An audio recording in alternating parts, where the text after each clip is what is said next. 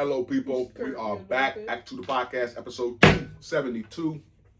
We back for another episode of Us. I Am Him International Walk. That is your girl Tasha goes with the most. And we back. We happy to be here. We hope y'all happy to be here. I think we got a good show lined up for y'all. Let's get right to the show though. How are you? How you feeling? What's going on in your world? I'm good.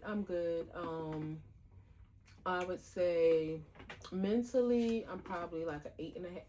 With that fucking head, like. Got a little crunchy munch over there. That was a Tic Tac. So, I didn't mean to bite that. That was kind of hard. That was one of my soft mints. Probably like an 8.5. Mentally. Okay. Finances, I would say an 8. Always grateful. Work is an 8.5. It's going good. Sometimes might regress a little bit, but overall it's going well. Why do you laugh? Physically I feel great. I'm assessing my body. I feel like a 10. Like nothing feels wrong. Thank you, God. So I'll accept that in this moment because. Why are your mentals on an 8? Care to elaborate? What's an 8.5? 8.5. Just sometimes we can get on our own heads, and that's just what that is. This is still a transitional season for me, and sometimes I don't know how to put it into words because it's like a lot of different thoughts, but sometimes my brain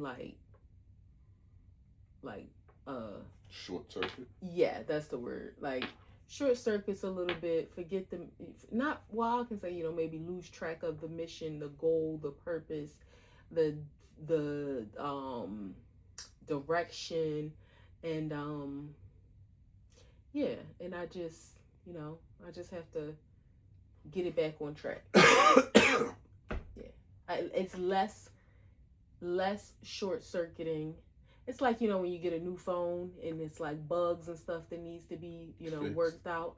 It's updates. Less. Yeah, exactly. It's less than it, was when you first get the new phone.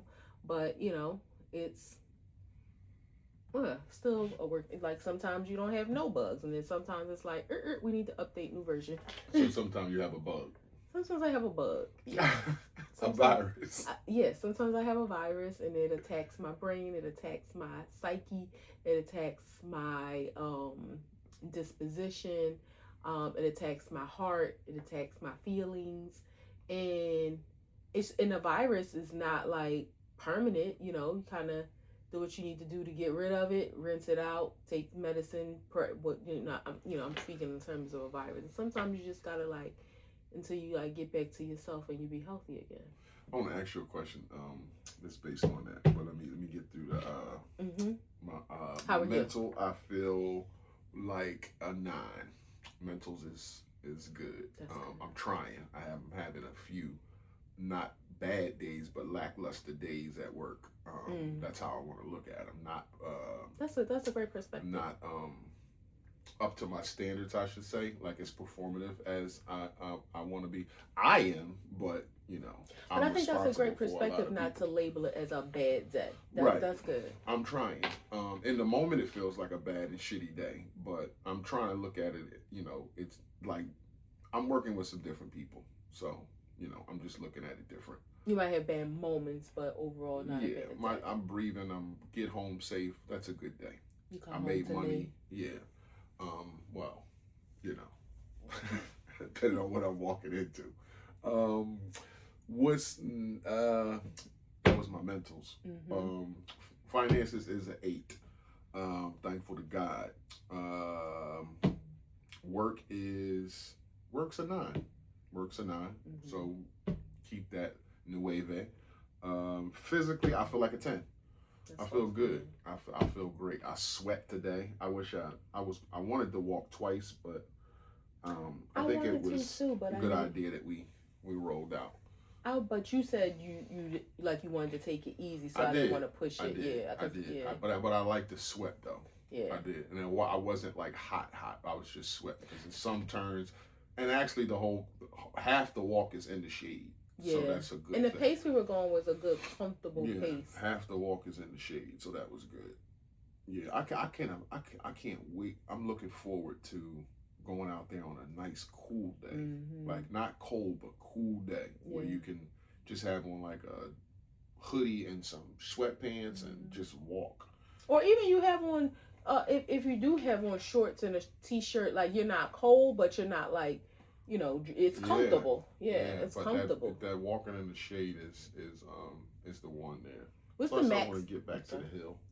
Yeah, what's the max you think you could like walk? Like, I'm not talking about if you're doing like a marathon or something, but if you're just exercising, what you think is like your limit? Probably 3.7. The Big Cooper. Oh, okay. The Big Cooper. After that, I'm done. I can't do that twice.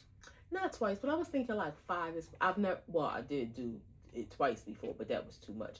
I think 5 is where like I would max out. Where it's like, all right, that's enough. Like it was good, but like that's enough. Yeah, that's again. I want to do something the next day, so I don't want to push days like that. But even if because you think if you do the Big Cooper like the sad part, you can't really do it 1.5 times because you got to get back to your car. Yeah, that's the thing, and I've never in my life or recently walked 5 miles anywhere. No, I'm just saying though. But knowing that we've done 3.7, just thinking. Okay, even the park we did today is like 1.5 and some. So doing that twice is 3. So that's what I'm saying. Like, what do you think would be? You don't think you so doing that 3 times would be 4.5. You don't think you'll do it 3 times? Okay. All right. Nope. Your wows and woes for this week? Wows and woes. Oh, I wanted to ask you a question. Okay. When you get in your own head, right, and if you feel strongly about something or have thought something through and have a strong feeling behind it, does that mean that everything that you push out behind that or the decision you made behind that is right? No. Just because you feel like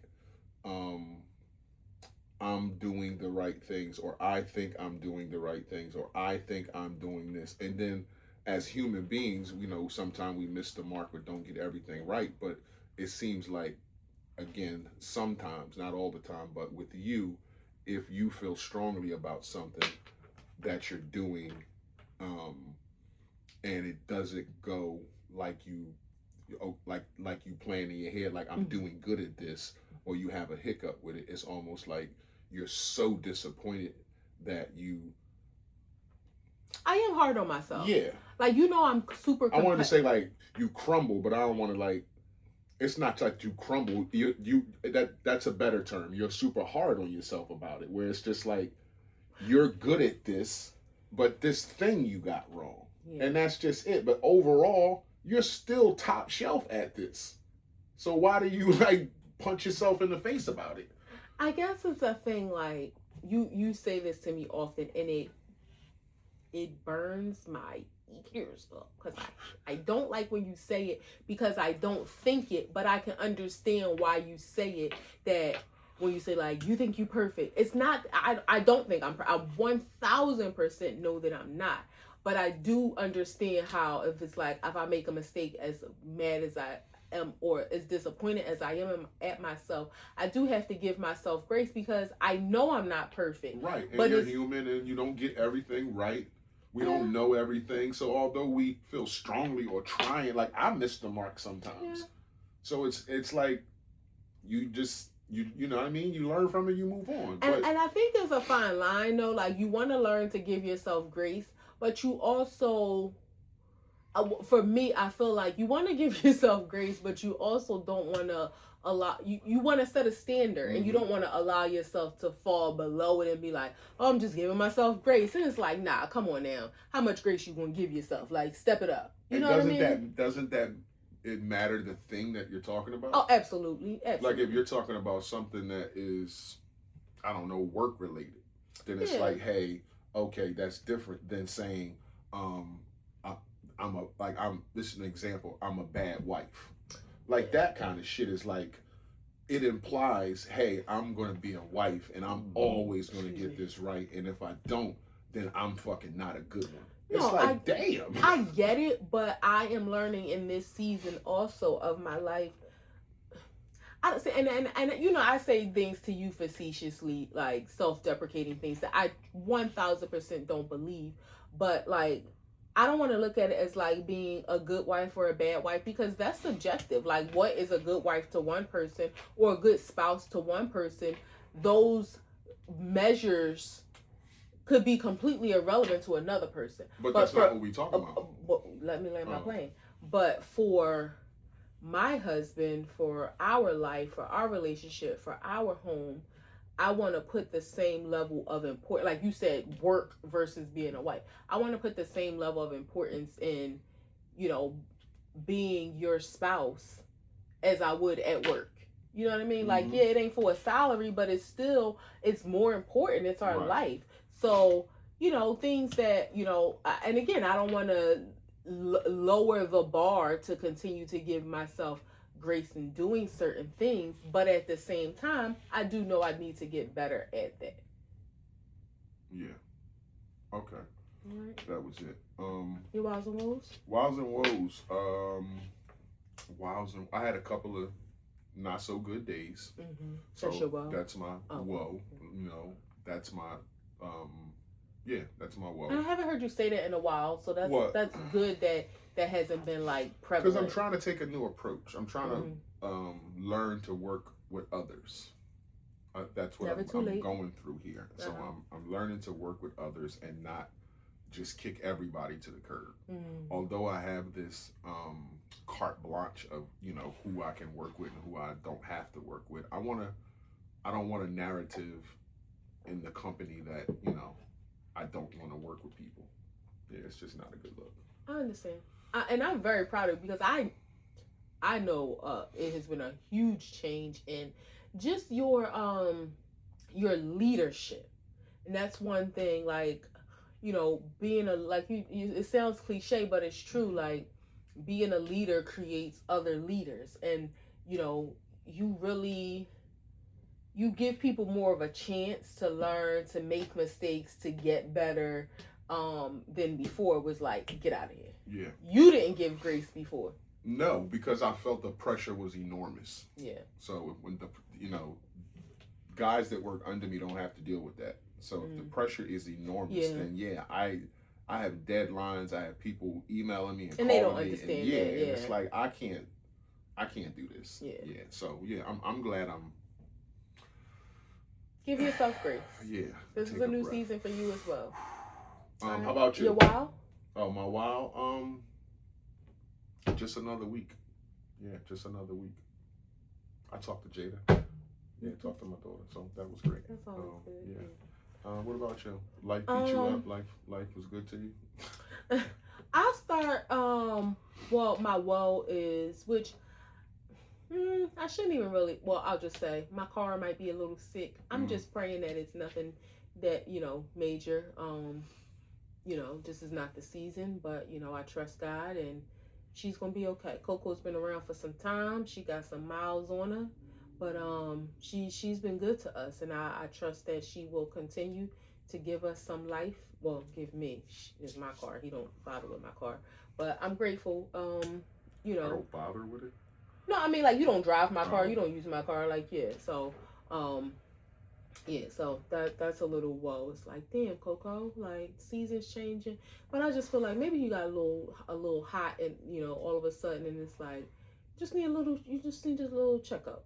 But that's that. My wow, I'm gonna go to a primary care doctor. Yeah, I'm gonna have a double wow. I'll be fast though.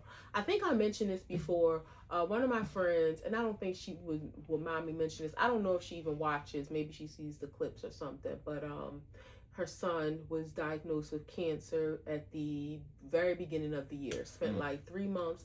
He's 18, 19. Spent like 3 months in the hospital. And then he had to like kind of go back and forth for like intensive chemo.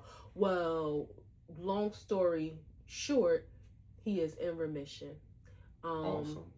He rang the bell?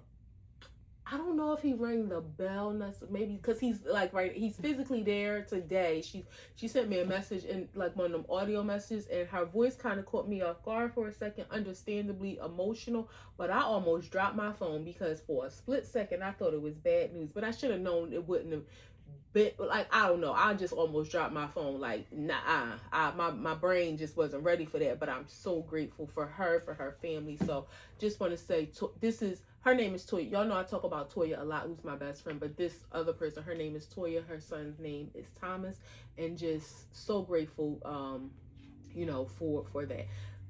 My other while, I spent some time with my sister this week. My youngest sister, who is a cosmetologist, she was invited. When people say your network is your net worth, and just how you treat people through your life, who you meet throughout your life, it really goes a long way. Somebody she was in college with years ago, they kind of, the girl then became her client, who is a teacher, and invited her to a career date at this awesome, well, I don't know how awesome the school is. I don't want to speak out of turn because it looked awesome. The staff appeared to be awesome in West Philly. And she was invited to speak at Career Day. She did 3 classes. She's so good with these presentations. She created a really good presentation, talked to the kids, grades 7th, 8th, and 5th. The 5th graders I thought they were going to be, kind of like, they were a little rambunctious, but they were so engaged. It was really awesome to see her in that element. The questions, that they had no filter. How much money you made? How much you charge people? What's the most you ever made somebody pay? Like they were like off the hook, but it was just so good to sit back and watch her in her element as she continues to grow. She also has some other like big things going on in her career, and I'm just super felt a little emotional, super proud of her. And I had to let her know, like, I know I'm the big sister, but just sitting back watching her was like, I'm super proud. Like, I don't plan on going nowhere and not being anywhere, but I just feel like, I've done a good job at preparing her, and just super proud. The words you speak of her seemed like she was a drug addict that got back on her feet, and she's doing well. No, I'm super proud she's of you. Young. Like, she's 33. She's been doing hair for 12 years, I think now, and she's growing in her career. Like, she ain't she's not in recovery or nothing. But I get how I can come across that way. Yeah, some hairstylists just say hairstylists, and they read in between lines like, "Oh yeah, she must have been on that shit." No, like. She's doing what she's supposed to do.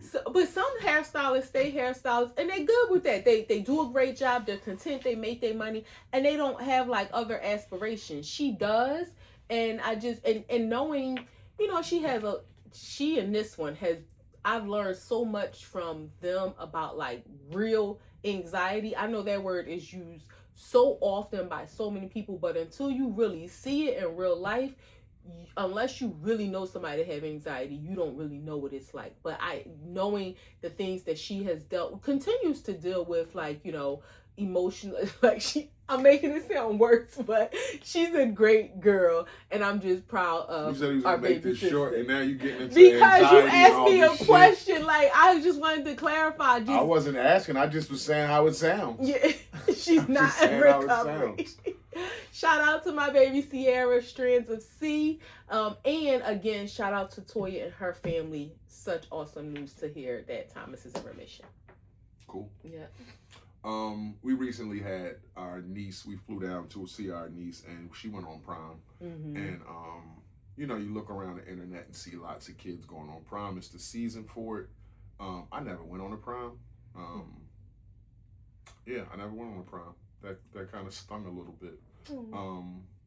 But seeing the kids go on their proms, now watching these elaborate proms where people are in Ferraris and you got this big setting outside the house and carpets on the concrete, that's a bit much for me. But just like a good send off, is pretty cool. But lots of these kids aren't taking a date. Now I know that used to happen back in the 90s where a kid here and there would go by themselves, but there was a kind of a stigma on that when you saw that kid go by itself back when we grew up. Oh, I didn't know that. But now it's like a thing. But what do you say to the kids that's not not taking dates. Like prom used to be like you go to the prom with a date. Like you don't necessarily gotta fuck, but you definitely gotta take a date. Well, no, well, so it's a couple of different things. One, I went to an all girls school, so I had to ask my prom date, and some girls, if they don't have like a boy in their school to ask whether, even if they go to a co-ed school, if it's not their boyfriend in school or like a male friend in school, and they have to ask somebody, that can be a little difficult. Girls tend to be a little bit shyer. Okay, stop there. If you go to a school with all girls, let's just say the percentage of girls there out of 100, 60% of them have boyfriends. Mm-hmm. So your prom is coming up. You take your boyfriend. You don't have to ask him. It's just like, well, possibly, but then my boyfriend, my prom coming up. You going on my prom. But you also have to remember that one, and it depends on the age of your boyfriend.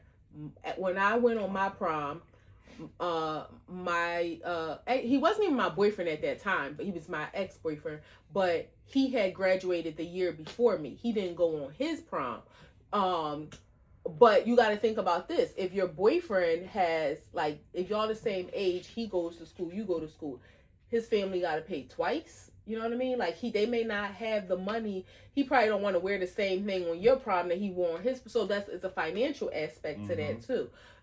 Or like in my situation, the guy, he had graduated the year before. His, parents agreed to, he was in college, but they agreed to pay, like, I can't even picture I forget what he even wore, but nevertheless, they agreed to pay for all the things. But if they didn't, then, where was he going to get the money from? Now, you have some families, like when my sister went on her prom, she went with my nephew's dad, my first nephew. They were boyfriend and girlfriend at the time, and his family helped pay for like some of her stuff because it was elaborate. It was elaborate in terms of like the style and stuff. So that would only work, I guess, if you went to the same school, because then prom is the same time. Right.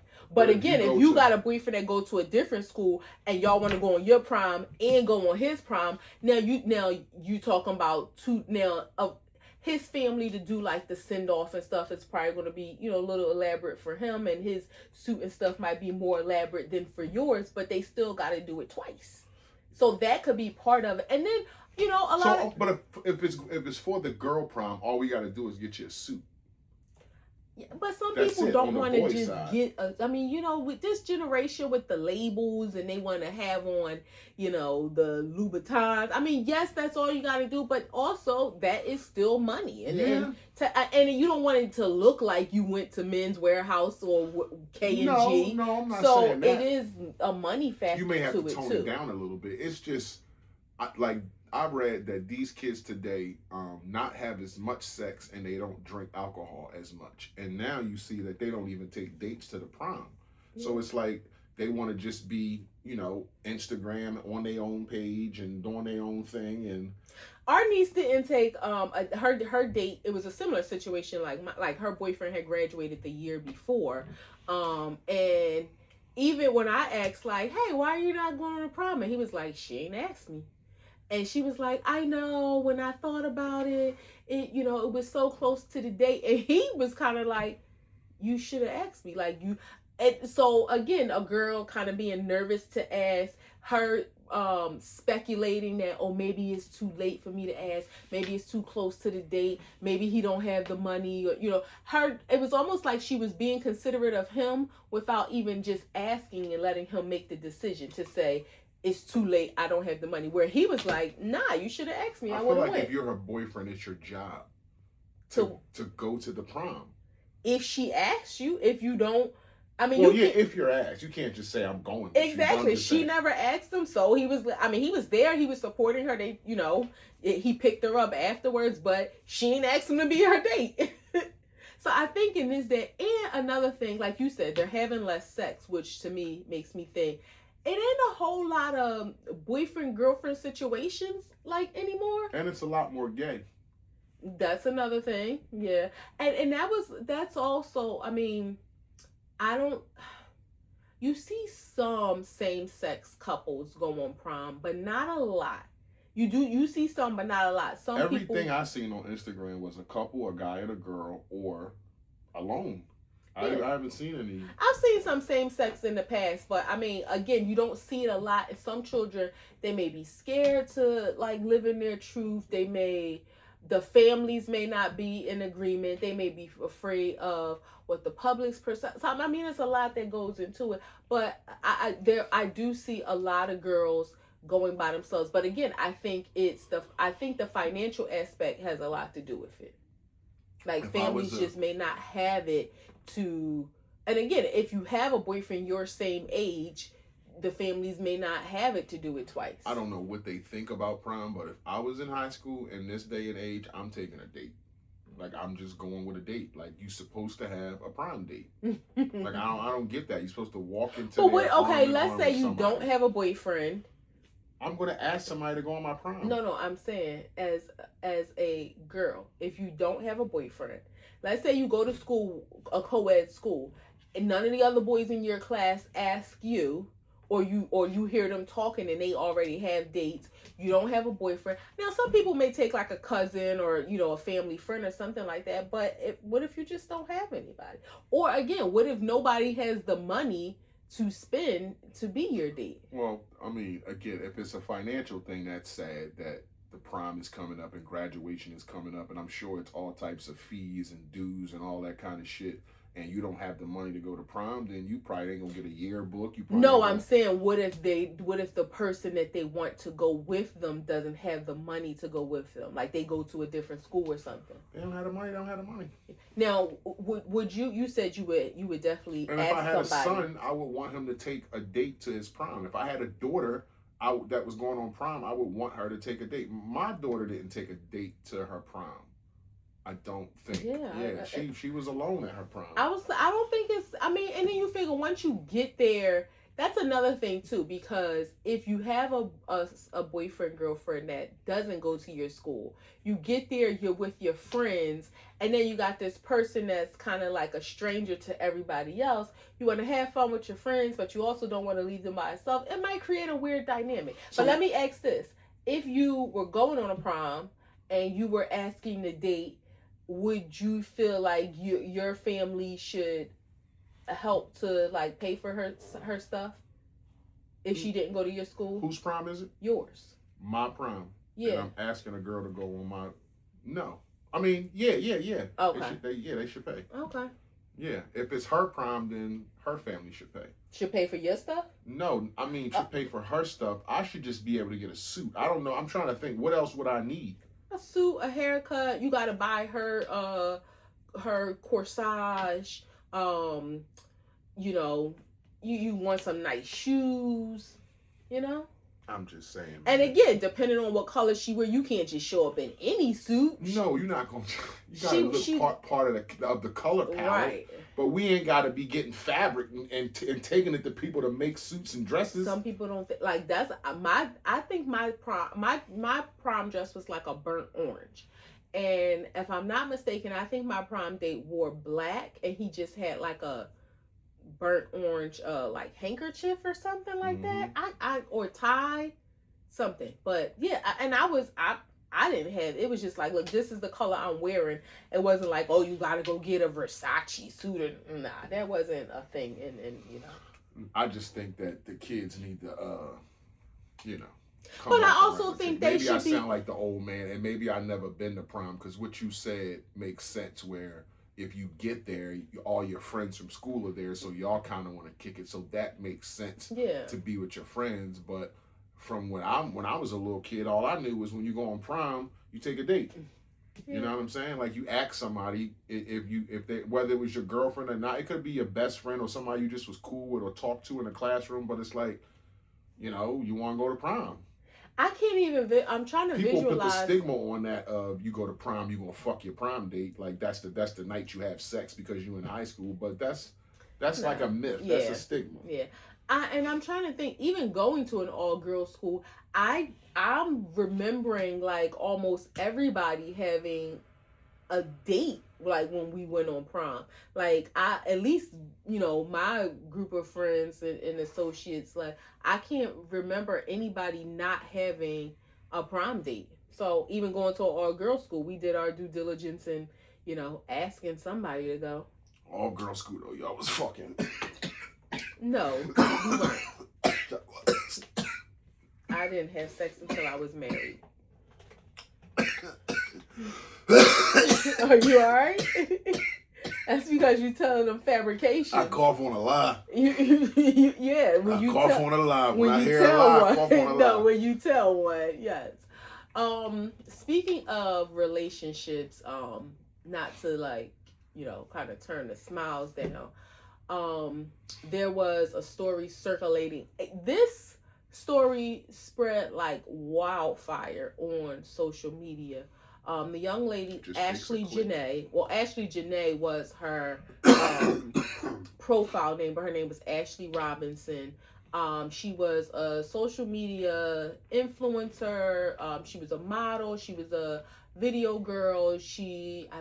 I don't know if she worked in as a bottle girl or anything like in the entertainment industry other than that. But she was known on, social media throughout the social scenes. And she was from South Jersey, moved to Miami, kind of went back and forth between New York, wherever, on vacation with her boyfriend for her birthday, who then turned into her fiance because he proposed while they were on vacation in Tanzania. Amazing resort to where they fed the giraffes and walked with lions. Just absolutely amazing looking vacation. Well, the day after he proposed, her body was found hanging, and what was reported as a suicide. Now, there's a lot of speculation because just the details that have been shared, the few of them that have, it just seems unlikely that things would have gone the way they said that it did in her hanging herself. It being her birthday, it her being on an amazing vacation, her being proposed to, from what, is reported, her having an amazing life, family, friends, just all of the things, somebody would think is going good. Now, I am one to absolutely say Instagram is pictures and you only see what people show you. You don't know what's behind the scenes. Right. But to just think that someone being on vacation would go to that length to end their life just seems unlikely. Now, it's also reported that this couple, I guess after the engagement, because again, they were engaged, and then the next morning, I believe, is when she was found dead. Well, somewhere between there, they had a big argument, and the people in the resort separated them to have, into separate rooms. And when the gentleman of the couple, I guess, went to her room in the morning, is when she was found. I can't imagine the feeling that her family has to have your loved one, her mom and dad, to have your child in not just a different country, on a different continent, thousands of miles away, and you're seeing or hearing all of these good things. You talking about being on a roller coaster and dropping? I feel like, dude, how old was he? I'm not sure of his age. In his 50s, though. I believe so. And how old is she? I believe she was in her 30s. 31, I want to say. Again, old niggas with these young girls. He was a hedge fund CEO, I in the crypto money world and all that. So he was rich. But what you just said, I think he purposely took her there to kill her. Because who gets that mad if you really love this girl, you take her on vacation, you proposing to her, it's her birthday, and the next morning she's found hung up? Either she felt like I really didn't deserve this and is upset and depressed or whatever and did that to herself, or he killed her. It's either or. And again, it makes you think, did he have somebody come on the trip to kill her? Is that the purpose? And she never knew that somebody else was there, so it's no camera of him in the room in the morning to do something to her, because they wouldn't have let him out. Right. Yeah, I don't know. Somebody, he was being held for a couple days, maybe 3 days or so, while they was looking at all that stuff, and they ain't find no video of him going into the room and coming back out the room and then saying, "Hey, she's hung." not to like I'm not saying this to be facetious or like any kind of minimizing her death at all. Somebody mentioned maybe it was like sex play going awry. You know, like hard sex play. Like, you know, people are into that, like, rescue me. Exactly, rescue me, come rescue me. I thought to myself, you know, some women, and I don't know this girl. I've never heard of her before seeing the story of her death, and I actually saw like that South Jersey news page. I had never heard of her before, and didn't realize how, when I first saw it, didn't realize how big of a story it would be. But you know, some women will, like, how can I say this? Like, do drastic things to themselves for you to be, for your, like, for your sympathy, to be like, almost like somebody cutting themselves, or they'll take some pills, but like knowing like you'll rescue them. Like, I don't know. And I'm not, fake attempts at suicide. Kind of, or I don't want, or like hurt themselves, or like, let's say you're in a bad, let's not even take the suicide. Let's say you're in a bad argument. It's a word that they call it, because it's like you do it in a way where you know you're going to be rescued. Exactly. You know it's not going to go to the end. Like, let's say this person's going to come in the room and see you. Right.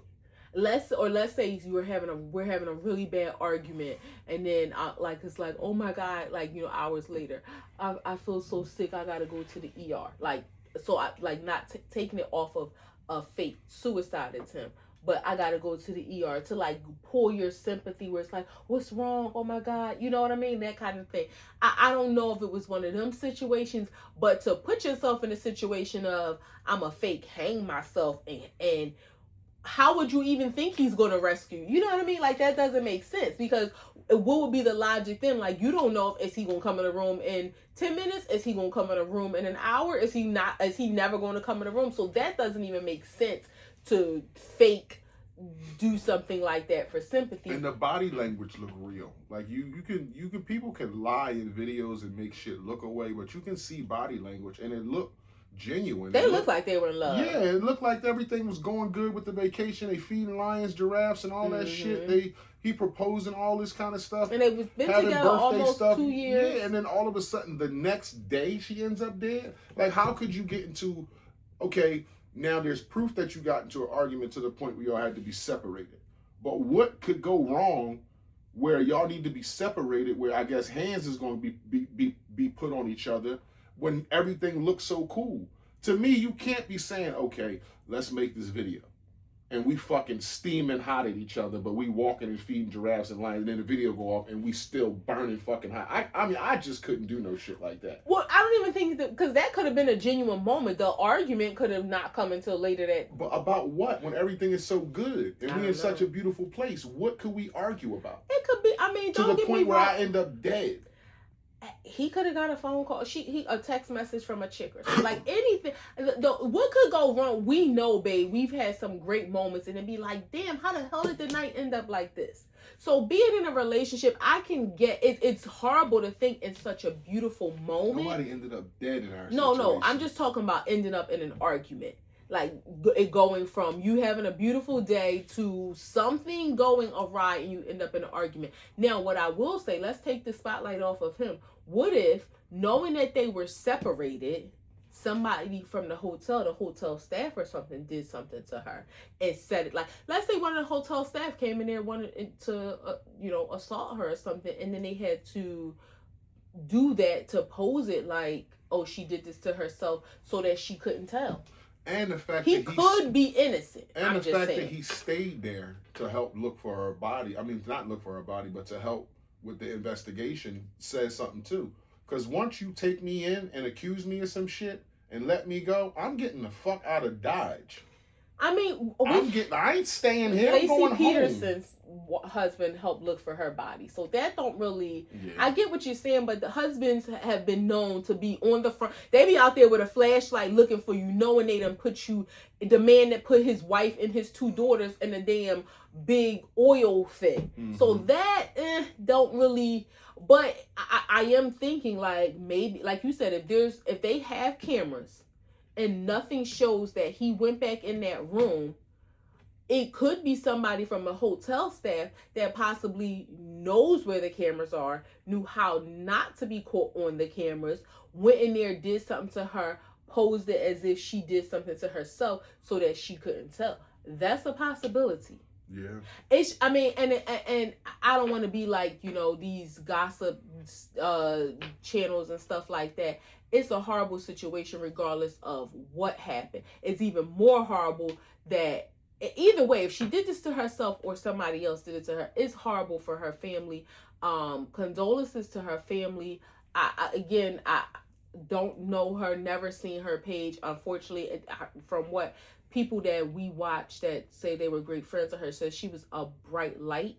So it's just horrible that that light was taken out, you know, at such a young age. She was a beautiful girl, and it's just horrible to hear and see that, you know, something like this happened to somebody's child. I know nobody's child deserves anything like this, but again, I just can't wrap my mind around what could go wrong in 8 hours to make you kill your girlfriend, go in there and hide it, try to hang her up, and like he by himself. And I know he a man, but you talking about dead weight and all that shit, hanging somebody knowing how to tie a knot so like, that it don't fall. Yeah, like that's a lot of thinking that you got to do on the spot. And again, he's a rich dude. He can just call people. So again, I don't. Or again, somebody, and not to like. The fact that I don't know a lot about her, it's like, let me see some more of her background to know, like, did she have some type of depression, or like what's her, like, I don't know. It's just popping up that she had good family, good friends, and she's dead, which I get all that, and rest in peace to her and condolences to her family. But still, it's like nobody knows anything about this girl. Nobody knows anything about this girl. Well, I mean, what you mean nobody? A lot of people know. We just don't. What you mean nobody knows anything about her? Like, when you look online about her, it's not a lot to find about her, is what I'm saying. Oh, I mean, other than her Instagram and shit like that. But that's like, it's not telling a lot. It's just, like you said, it's just pictures of being places and things like that. I mean, I think that would be any of our stories on Instagram. Like, if somebody, like when you say nobody knows about her, if something happened to us, a stranger could say the same thing, but our friends and family would know about us. So, I mean, when they say nobody knows, like, I don't mean nobody, like her friends and family don't know about it. They had her, like, of course they know about her. I'm saying, like, people know about her. It just may not be anything public to know other than what we see. Like, you know, again, that she appeared to live a great life. But mental health issues aren't always captured on camera or on video, so you just never know. I forget the dude's name. What's his name? The Lieutenant Governor of Virginia. That's fine. What did he say? He didn't say anything. He killed his wife today and himself. They was going through a divorce. But this guy's been on TV, and you know him when you see him. He's a politician, and yeah, they was going through a divorce, and he smoked her and smoked himself. Shit is going. While we down talking about this kind of stuff, a while back, Samantha Guthrie was the news lady for NBC 10 in, you know what state? She was on the Today Show. The Today Show, but not here. But that's national. No. Okay. I think that was national. Okay. Like Good Morning America. Okay, but she was on the Today Show. Yeah. And her mother went missing. Nancy Guthrie. Yeah. Nancy Guthrie. And what's it been, like 60 days? 2 months? Something like that, I would think. And no judgment or anything like that, but she came back to work after a slew of TMZ was saying they was in contact with Is her name Samantha or Savannah? Samantha. Okay. And they were saying they were in contact with the kidnapper, and they was the only ones getting information from the kidnapper. Like, it got to a point where the kidnapper was only talking to TMZ. But however it went, all this stuff, it happened. Her mother's still not home, and she comes back to work. A lot of people had thoughts like, how the fuck could you come back to work? Some people, even in death, like, it's only a certain amount of time you stay home, and then eventually you get back to it. But what's your thoughts on that? Like, her not being found and just saying, all right, I'm good enough to go back to work. See, I think the different, because you're right. Like, you know, you lose somebody, a mother, a spouse, a child at some point. For most people, you have to resume life, like work, going back to work and things. I think for her, what stands out, which was a little different, is the type of job she had. She's an on-camera personality, where, you know, somebody who's working in an office, you know, you may or may not have to deal with a lot of people. You know, you don't have to put on a smile because you just might not be feeling like it that day. You know, so it may be more easier to manage your emotions as you go through your day. With her having to be on camera, it's like, how, and you, it sounds selfish, like she don't deserve to smile, but it's almost like whatever, like, you know, I've never watched the Today Show because grew up as a Channel 6 girl, so I always watch Good Morning America. But you know, this is a segment on, like, when they do like new gadgets. Like, how do you smile and talk about a new robot vacuum cleaner knowing, you know, this is out there? Mm-hmm. But again, that's projection and thinking like, well, how could you be smiling in your when they put a story in front of you about a mother. Well, like you can't say I ain't doing no mother stories. Well, you on the Today Show. This shit is national. This is a big story. It's about a mother, and you about to do this? But I think she may have some leeway to say, you know, and hopefully they are graceful to her to be like, are we not, like, Mother's Day is coming up. I would think that maybe she'll have the week, you know, the weekend off, you know, I don't know if Today's Show comes on, but maybe that whole week she won't be there. And if her job, you know, hopefully if that was her request, I would hope that they would be understanding, because I wouldn't want to be in that environment and y'all gonna be talking about Mother's Day stuff all week long. Bring me back at the Monday after. Y'all gonna be acknowledging mothers and probably handing out some gifts. So I would think, and again, I wasn't familiar with her before this because I never watched that show, but I would think maybe she has some carte blanche to be able to say, hey, I'm a gracefully bow out of this. She's the lead anchor. I mean, she should.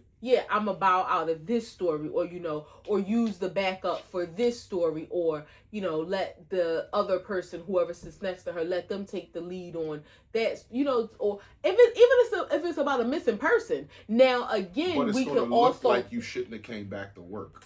Well, that's what she's going to get. She's going to get emails, and people are going to call the station, and people are going to say, this is why she shouldn't be back at work. Where the fuck is Samantha? She ain't here for fucking this and this. I really think her name is Savannah. Savannah, okay. I'm sitting here thinking, like, I really think this lady name is Savannah. But you got to think, people going to talk. You damned if you do, damned if you don't. I get what you're saying. They're going to talk. They're going to write letters. But I think she just is going to have to do what's best for her. And the job is going to have to make those, you know, allow them to work together to make those decisions. Because let's say her mom, I personally think that her mom is deceased. If her body's never found, I mean, what do she just go into oblivion and never be seen again? This might be what is keeping her, like, not only do she might have bills to pay, this might be keeping her spirits up or something. But I think if your mom is missing, not like she's presumed dead, that hasn't been announced. No, I just said that's my thought. But I mean, if that hasn't been announced yet, then how can you, like, go on with, like, you could get a call at the station anytime saying, okay, we found her body, and now it's like everything that you tried to. Well, are those shows live? I don't know. Yes. Okay. Yeah. Well, guess what? Unfortunately, though, this is the thing that's a little sad. The sensationalism of today. This show, they might be like, keep the cameras wrong. You know what I mean? It's unfortunate. She had to think this through. What if I'm on the news and it just came on? I'm 10 minutes into it, and breaking news happens that they found my mother. I mean, do they pull me off the front of the news right quick, or do that news come through and somebody else breaks that news? I think because the station wants to be the first to break that news. Right. I think there may be some sort of delay. Like, it's live, but it might be like a 7-minute delay or something like then that. Somebody else gonna break where they can have like an earpiece to pull her off, and they still break it, but they like pull her off this, something to that effect. I don't think it's live right in the moment, because they gotta take into consideration people having outbursts or something happening, or being able to cut away for breaking news. But I would think she has an earpiece or something where they go to the cameraman and say, cut to a commercial real fast, something in that respect. Again, no judgment on my part. It just makes me ask a bunch of questions. Like, it brings up conspiracy theories. Do you know she's dead? Do you know, like, you moving on? Why? It's not. It's open. It's not. You didn't see it through yet. Yeah. That's what makes it a little bit weary. Well, and you got almost like you're culpable. I'm not saying she is, but it's like you have information that we don't have, which is cool because that's your mother. It ain't our fucking business, but. Right. The way it looks, the optics of it, it's like, damn, you back at work and they ain't even find her. But you got to think, like, look at John Bonet. Yeah. They never found her. And her family, at some point had to move on with life. Yeah, but look what her happened mom to them. ended up getting dying sick. And shit like that. Yeah. So, I mean, but I'm just saying at some point, I don't want to say move on, because I don't think, like, you actually move on, but you have to resume some sort of regularity in your life. And if it's just going to work, she probably don't go to the supermarket in her neighborhood, because that's probably one of them places.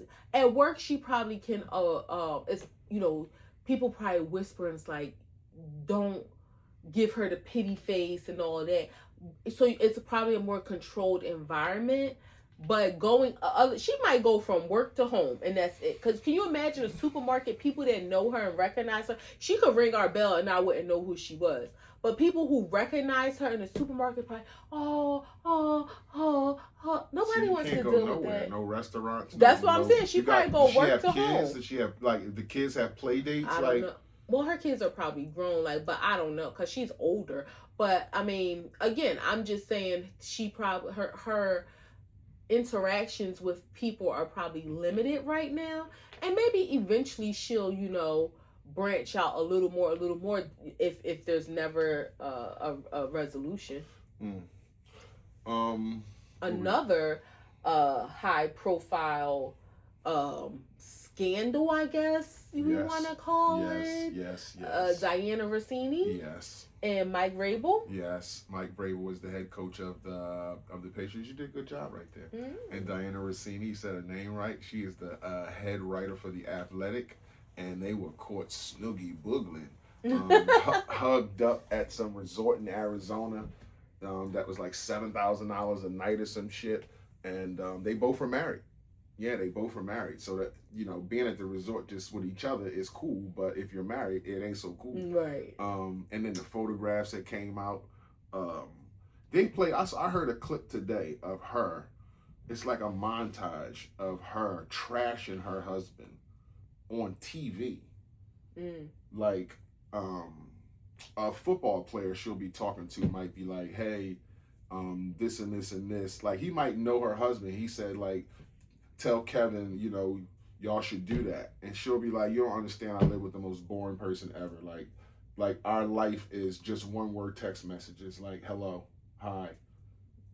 Like, we're just boring, like no sex. Like, she says this stuff on the air. Wow. So it's a montage of it, of her just like saying these like clutch your pearls things about your spouse, and it's like, damn, like, why are you putting that energy out there like y'all ain't so happy? They weren't, I guess. Yeah. I mean, not to say that everybody who have an affair isn't happy, but yeah, I mean, so he probably isn't surprised by this, because who knows what the energy has been between them. Well, obviously she said what it had, but I mean, like, in home, are y'all sleeping in separate rooms? Do you not come home some nights because you might, say, oh, I'm on assignment or something, writing somewhere. So he may have known. I don't know what the situation. Do y'all live in the states that y'all work in?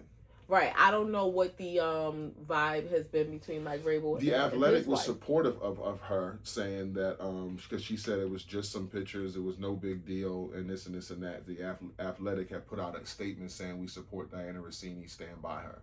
4 days later, she resigned with no statement. And they probably allow her to gracefully bow out because I'm sure they're probably getting a lot of hate mail, like a lot of just rah rah rah. And they probably said, "Look, we're not gonna fire you. We'll allow you to gracefully." We're getting a whole lot of "you fucked your way to the top," is what we're getting. Yeah. A lot of fan mail saying this is why we don't like women in sports. This is why we don't listen to women when they talking football. We want to hear football players. Like, what the hell she know? And then how she get there. Guess what? It may blow over. Look at what happened on the Good Morning America set with the two people that were having the affair, and they both were married. And then Matt Lauren, I mean, no, I know you're talking about. Yeah, and all the rah rah about that, and then they ended up coming back, and then they're getting married, and then their spouses that they cheated on, together. Yeah, so I mean. Look at that. Look at life. Yes. So I think it'll blow over. And depending on what his situation is, he might have told her, "You don't have to work. Like, I'll take care of you." Yeah, he make $10 million a year. Yeah. So yeah. It could be one of them. And I think she probably make like $1 million a year. Yeah. Talking about $1 million, how much you think these Chris Brown and Usher tickets gonna cost? Not $1 million, but. I actually don't think they're going to be ridiculously expensive. Tickets are expensive when it hits the resale market. No, I think they're going to be expensive because you're getting two shows. Everybody's talking about they're going to do 90. That's a long fucking show. 90 minutes is a long show. So, and a lot of people want them to do the show separate. Like, don't be mixing a lot. I don't want that. Yeah, like, don't be doing a lot of duet. Don't be singing Usher songs. Usher don't be trying to sing Chris Brown songs with him. Like, not that kind of shit. Do a little Usher set, then do a Chris Brown set. I don't know who goes first and who goes last, but don't be doing in and out. See, I don't want that. 3 Usher songs and then 3 Chris Brown. That's what I want. I don't want that. Because I want an Usher set, then I want a Chris Brown set, because I want the stage to look different for the Usher set. I want the background to look different, and then I want the Chris Brown set. That's gonna look different. He gonna do different stuff. He gonna be on the cables flying around and shit. Usher gonna be on skates. Like, I want it to be different. We'll see. My thought is, so we love concerts. Mm-hmm. We love live entertainment, concerts, comedy shows, that kind of thing. Missing Usher's residency in Vegas, and then when he did his tour, I was bummed. Like, that was a show that I really wanted us to go to. Chris Brown, I wasn't like so excited, to go. I heard he did a great show. He's one of those people for me where I feel like, again, I know his radio hits, but I don't know, like, the album cuts and all that. I like his music. I'm not a fan, if that makes sense, like a super fan, like, but I do like his music, so I'm excited to see him because he's a great performer. So now having the opportunity to see them together, I feel like is a bonus, but I do still wish that, because I don't think the sexiness that was with Usher show by itself, that's not going to be the same because now we're in a stadium. Mm-hmm. So I feel like that element of it is going to be lost, but I'm still going to be excited to see him. Yeah. That was one of even though people of all ages went to Usher's show, but like a grown and sexy concert is so alluring to me. Like, we're not Jeezy fans, but that whole concept of him doing this like black tie kind of concert series is just, it's so dope. The visual of it is really dope, and that's what I think will be missing from this. But I'm still excited to see It's a little bit of a shtick, but yeah, getting dressed up and all that kind of shit is pretty to cool, a certain extent. Going to another state and all that, like, to experience, cool. Yeah. But I think these tickets are going to be higher than Jay's tickets because you're getting 2 acts. Like, and you're getting 2 A level acts. Mm-hmm. Like, so yeah, I think it's going to be a bit much. My goal is for us to, and whatever the process is, I'm already on the list, to sit on that phone and queue for whatever people got, because that's where the resale prices are astronomical. There's sometimes 3 times the price of the original tickets. I remember when people was giving Beyonce all that flack for her concert, and her concert tickets were not crazy expensive. It changed since then, though. What you mean changed? Since Beyonce, like there's laws and stipulations through the website where they can't do that no more. Now you can't stop the bots from buying all the tickets in 5 minutes and then reselling them, but they're not as high as they used to be, where a $150 ticket now is $1,000. Okay. Like it might be $150 ticket now is $250. That's now, still like, yeah, who wants to do that? And when no, you don't want to do it, but how can you beat the bot unless you sit on queue? And you again, you sit on queue. That's the thing. Like you say like, okay, and again, everybody's financial situation is different, and you know, the date comes and it's time to buy tickets, then we buy tickets. But that's one of them things that doesn't work for everybody, because it's like you got to have money right then and there. So if you tell yourself, yeah, I signed up for the queue, and let's just say that day comes and you like, oh shit, I'm in the queue. I ain't got fucking $1,000. Well, I mean, right, yeah, now. That's true, but guess what? They got Afterpay for tickets too. So I mean, they do. I'm just saying that people make a way, and he judges Afterpay, but Afterpay, Klarna, Affirm, I don't do Afterpay. Whatever it is, paying for it's, and you make it economically feasible for yourself. So people will, and again, you're not going to sit in queue if you know you don't have the money. So that, I mean, I hear what you're saying, but people sign up to be on the list.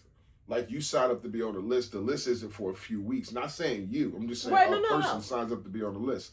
Okay, that's a few weeks from now. That day comes and it's like, yo, your phone chimes, the list is up, and you like, oh shit. Well, you know, all right, I ain't calling. I'm not calling, but I'm not going to the website. I don't have the money. Like, but I mean, or you say, you know what? All right, they said this is the date. That's 2 weeks from now. You calculate, oh, I get paid this week, or I don't get paid to this week. You know, when they tell you the dates, you know right away if you're going to have the money or not. And if you are, then you know to be in queue that day. And if you're not, you know, damn, I'm going to have to hopefully get something on resale, and hopefully it ain't crazy. Which most people buy their tickets. On resale? Yes. Some very few people sit on queue and get through. Especially when you talk about huge concerts, babe. Nobody's faster than them fucking computers. But see, that's what they changed, though. They changed bulk buying. Like, a lot of times they say, like... StubHub and all these websites are still in business and still have the tickets to the big concerts. So StubHub is resale. That's what I'm saying. They're still in business. So you saying they changed something. Like no, but I'm saying a lot of the resale tickets are people.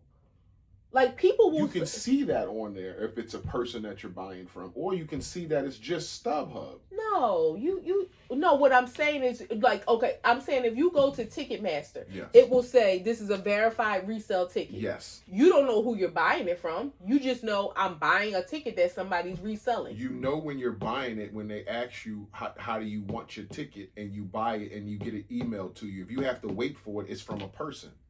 If you don't have to wait and they send it right in your email, that's from the website. That's from the computer. No, babe. I buy tickets. What are you talking about? I sold tickets before. Okay. And I didn't have to mail them to somebody. I sold tickets. You remember when with the... I didn't say you had to mail them to somebody. The website does all that for you. All I'm saying is the person has to wait, as opposed to getting tickets in their email immediately. Okay. That's what I'm saying. Not through Ticketmaster, maybe through StubHub, but not through Ticketmaster. Ticketmaster, you get them as soon as you buy them. That's all I'm saying. So maybe different sites. I think SeatGeek works like that. SeatGeek, StubHub, a lot of the secondary Live Nation and Ticketmaster doesn't work like that. That's all. I don't know. Yeah. So again, I know for you sold tickets. How long ago was this? I mean, well. So you're saying buying tickets? That was whenever not the Cowboy Carter, whatever, the first Beyonce concert. Okay, well that's things not changed, first Beyonce concert, when the first Act 2 concert. Okay, things changed though, is what I'm saying. You talking about you sold tickets, that was years ago, and you talking about you know for sure how it is now. No, all I'm saying is, I'm saying Ticketmaster. You don't know whether or not you're getting tickets from a bot or a person, because it's all through Ticketmaster's system, electronic. And I'm saying, yeah, you don't know Okay, if I bought tickets and it said it's a verified resale ticket, when they ask me how I want the tickets, if I have to wait, it's not gonna say you bought the ticket from Natasha Dees or anything like that. Right. You just have to wait. By you waiting, that letting you know that those tickets come from a person that put tickets on the website, opposed to you getting them directly in your email, which comes from Ticketmaster. That's what I'm saying. There's concerts that we have bought tickets to where they come right in the email, boom, as soon as you buy them. And then there's concerts that we went to where you have to wait, and maybe 2-3 weeks later, boom, you get an email and it's the ticket. So what I read about resale tickets that work in that capacity is that... Do you know what I'm talking about? I do, because I read... I don't want to sound like I'm foreign. No, here. I read something that said those are speculative tickets, where they say, okay, we know these seats are going to be available. And I'm not saying I know SeatGeek was mentioned. I don't know for sure about StubHub, but it said like they know like these people are reselling tickets that they like. Again, it's speculative tickets, like they are waiting to be released or waiting to be available. Nevertheless, my goal is to not have to buy resale tickets, because again, even if it's just $100, $200 more, why pay that if you have the money and you go online and you just sit there and let the phone wait on speakerphone until it's your time. I hear what you're saying, and cool, but I'm saying the masses, most of the masses buy their tickets on the secondary market. Okay. I don't think millions of people are just sitting in queue waiting with the phone there. Like people. Why do you think when people get on the queue, it say your number 41,000? Okay, so your number 41,000. Do you think that person that's number 41,000 sits there for 9 hours if they have a job and kids and shit to do? What if you can't have the phone open at work? That's what I'm talking about. You can be in queue for a second, but does that mean you stay there and get your spot and buy the tickets if you're number 41,000? We were in queue when we got the Beyonce tickets. You're talking 10 years ago. No, how long was Beyonce? That was 3 years ago when we had the floor seats at the Lincoln Financial Center. What do you mean we was in queue? When the tickets, I remember us being in the car when the tickets went on sale. We went online, waited, and then the time went down. It might have took about 45 minutes. Okay, I don't remember that, but you the elephant. We were in the car together. You the elephant. Couple of grams. Wallow put out a new sneaker. Congratulations. I just wanted to shout him out and say congratulations. The sneaker looks dope. It's sold out the first day. It's great to see black people getting into that space of getting their own shoe, and a lot of people want to like own everything and do everything themselves, and he's the type of person that'll partner with somebody because the manufacturing of the shoe looks good. It looks great, and I think you have to do that in order to get that type of looking shoe where you don't get like a no shot to them, but like a baller brand. I've heard. I don't know what the shoe look like, but I've heard. Like I know they got their own shoe. Yeah, and like you bust out of it and shit like that, like because the stitching ain't right.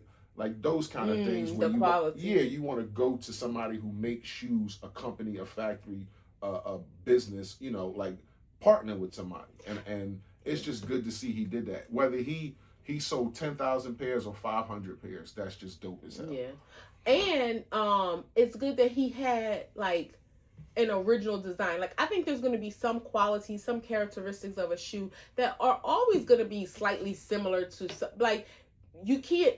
It's only but so much you can do with a shoe. Like, it got to have a sole, it got to have strings, it got to have a tongue and all that. But I think his design in of itself, nobody can say, oh, this is a remake of this. Like, it looks like an original design. There's a guy. But it's similar to the shoes that are selling today. Well, that's almost like the Balenciagas, the Asics, the like all them type of big sole shoes, but almost like a track shoe. It's almost like you do the research and say what's selling today.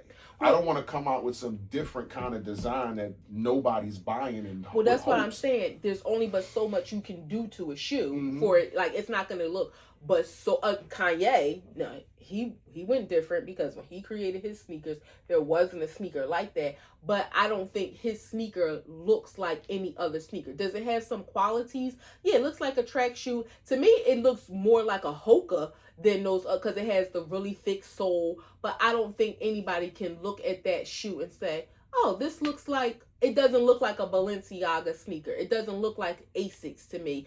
It again, some of those qualities may be, but I think even if he pull a little bit from this shoe, a little bit from this shoe, a little bit from that shoe, together it looks like an original design is what I'm saying to me. To you, I was about to say, when you look at the comments, a lot of people are saying, hey, they dope, but they look like Asics. They dope, but they look like I don't think I've never even seen an Asics. No, Balenciaga, I can say with that thick sole, because. And again, I'm not. When you say I never seen an Asics, I don't know all the Asics. And when these people are in the comments talking about the Asic 420 AC, like I don't know what the fuck that is, babe. So I just again, maybe these people are that has a thick sole like that. I don't think that they look like another shoe. There are some components that look like a New Balance, or again, the sole to me looks more like Hoka's than they do a Balenciaga. But like you said, if that's what's in style, why would he do something that is like that nobody else is buying? You know what I mean? Like, why would he go in a direction? And again, and that's the thing. I don't see Hoka in it though. Yeah, I don't see Hoka. I see the Balenciaga not because of the sole, because of how the shoe look like it's big backed. Like that's the part I see when I look at the shoe. Does it look original? Yes, because it doesn't look like any other shoe, but you can tell, like I said, like it's a part of the wave is selling now. To me it looks like an original design. There's another black guy that has a sneaker line, and I don't even know what the current status of it is right now. It was really big at one point, but he was sued by Nike, and it's sad to say, understandably so, because his sneakers literally just look like Dunks, but instead of a Nike sign he had a lightning bolt.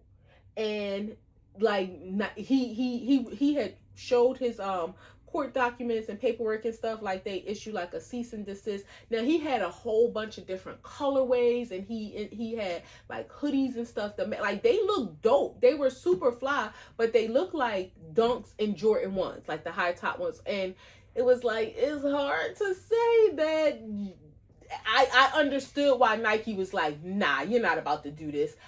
So I think shut that shit down so quick. I think Wallow's his is unique enough that no one company can hold it up and say, "Hey, this is our shoe." Nike, when that guy went through that, I completely understood. And people were in the comments. Some people were like, "Bro, you had to know this was coming." Like it's obvious. And other people was like, "Oh, they just want to, stop black people from winning." But it's like, Nike is a $1 billion brand. They're not going to let you just remake their shoe. So I don't think his Wallows look like any other brand to the point where they would be like, stop. Okay. Rock and Roll Hall of Fame. I don't know how much stock we hold in this thing. I just started watching it when Jay got inducted a few years ago. And I've seen like Salt and Pepper go in. I've seen a few other people like, on our side that go in, but no Mariah Carey this year, and no New Edition, but Boyz II Men got in. And a lot Sade. of people, and Sade. A lot of people are upset that Boyz II Men got in and New Edition didn't. I wonder, like, what is the criteria? I can understand like that New Edition was 10 years before Boyz II Men. I wonder what is the criteria to get in, because even if they both did, if you could only pick one, why would you pick one that came after the other? Yeah, that's a little. Wouldn't have been no Boyz II Men if it wasn't for New Edition. Yeah, that's I'm very interested in knowing, and like, what's Mariah the criteria. Carey. I wonder if for New Edition, how much like she can, she up there in age. Like, how much longer y'all think? Like, this is what happens when you don't give our legends their flowers. The Princes, the Michael Jacksons, Mariah Carey, like, then they pass away or something happened to them, and it's like, damn, she wasn't in the fucking Rock and Roll Hall of Fame?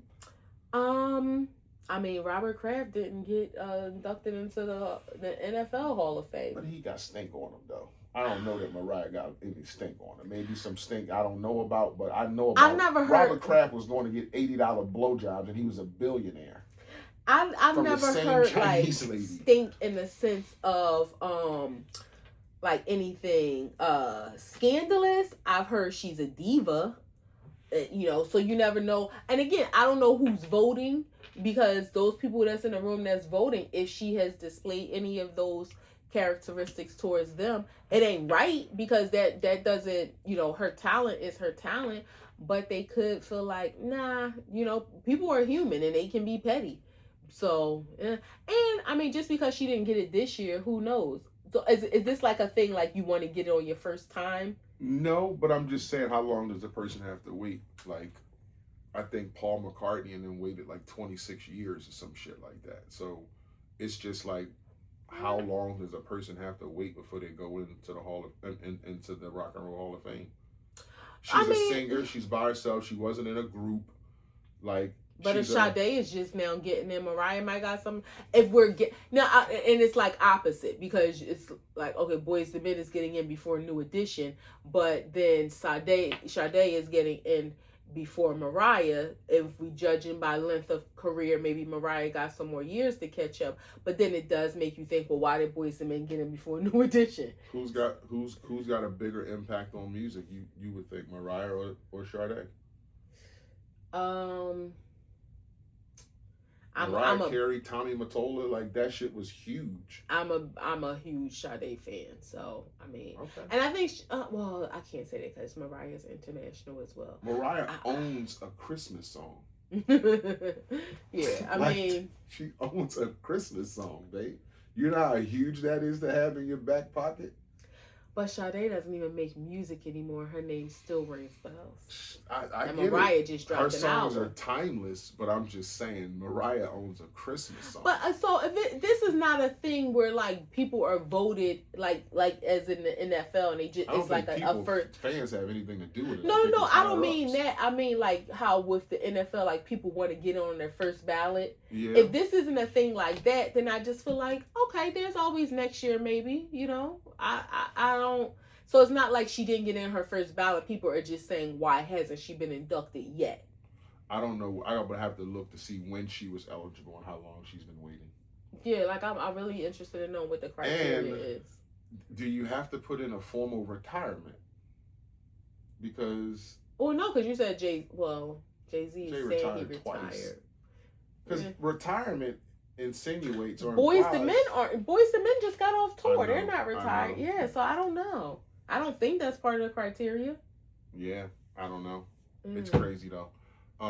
That's a wrap. Act 2 the podcast 272. It's a close. Your boy International Walk. Your girl Tosh the Coast with Mo. We only did 2 grams. Yeah. Okay. Your girl Tosh the Coast with Mo. Did you have a third? No, I was thinking, am I tripping with? Did I forget that fast? Oh no. Okay. It's us. That's it. You want to tell the people something? Don't be afraid to pivot. Things don't go your way. What you may have planned, God may have something bigger planned for you. So if things don't work out, don't be afraid to pivot. I stole that from my sister. Okay. You be asking me, do I have anything to say so you can look at me and make weird eyes? No, if it's something that hits me, then I'm gonna be like, damn, that was dope. If it don't hit me, then I'm probably not gonna say it was dope. Plus, you stole it. so it's like you plagiarizing on the camera here.